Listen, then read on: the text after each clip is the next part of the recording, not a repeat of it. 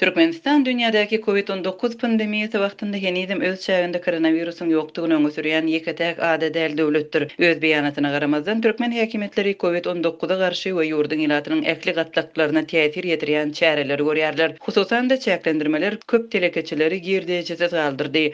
Olaryň ýitki çekmegi dowam edýär. Türkmenistanyň häkimetleri girden çäklendirmeleriniň sebäplerini we haçan çenli dowam etjegini ilata düşündirmeýärler. Mary vilayatynda Türkmenistanyň Güni Orta Asia bitiniň senagat we azyk bazarlaryndaky sowda nokotlarynyň ençemesi bir ay öň ýapylypdy. Adatyň habarçysy bilen söhbetde şulan ýerli sowdagarlar dukanlaryň ilki bilen bir gün ýapylýandygyny häkimetleriň aýdanlygyny soňra olaryň ýene bir hepdelik ýapyk boljagyny ma'lum edip dukanlaryň gapylaryny möhürlendiklerini gurrun berdiler. Ýerli häkimetler şonda gadagançylygy bozan telekeçileriň suut jogapkärçiligine çekiljegini duýdurypdyr. Emma şondan bäri telekeçilere hiç hili düşündürüş bermändir. Molun Epes köşesindäki Gök bazaryndaky dukanlar bir ay çemesi öň möhürlendi. Bu gadagançylygy bozandygy üçin eýlerine jogapkärçilige çekiljektigi we köp mukdarda jerime salynjakdygy duýduruldy. Düň dukan eýleri ýygnanyp bazar başlyklarynyň ýanyna gitdiler. Ol hiç saat edip bilmejegini aýtdy we gapynyň möhürini döwenleriň jogapkärçilige çekiljekdigini duýdurdy diýip adatlygyň habarçysy marly telekeçileriň özlerine salgylanyp habar berdi.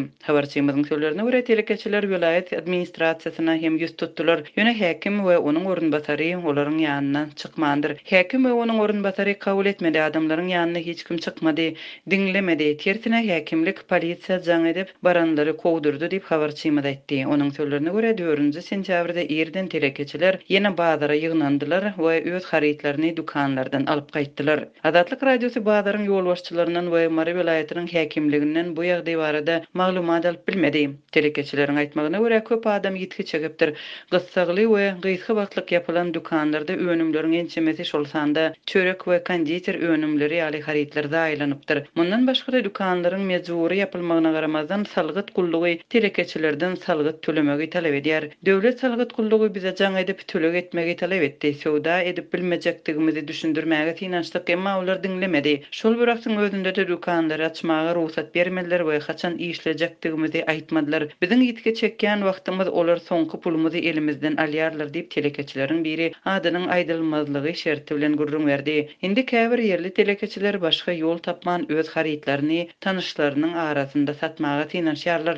Dukançylar ayakkabı we eşik ýaly harytlaryny dukanlardan alyp gaýtdylar we tanyşlaryna satýarlar. Olar öz çağalaryny aşlyga tedewar edýän hökümetiň ýalanynyň bizar bolýandyklaryny aýdýarlar. Olar öz işine başlamak üçin köp zähmet çekdiler. Köpüsi gardaldy. Indi bolsa soňky mümkinçiliginden hem mahrum edilýärler diýip habarçymyz aýdýar. Türkmenistanda bazarlar we sowda nokotlary iýul aýynyň ortalarynda köpçülikligiň ýapylyp başlapdy. Ýurdun häkimetleri bu çäklendirmeleriň sebäbini düşündirmediler. Käbir regionlarda azyk dukanlary hem ýapylypdy we owalaryň bir näçesiniň ilaty esli wagtlap azyksyz galypdy.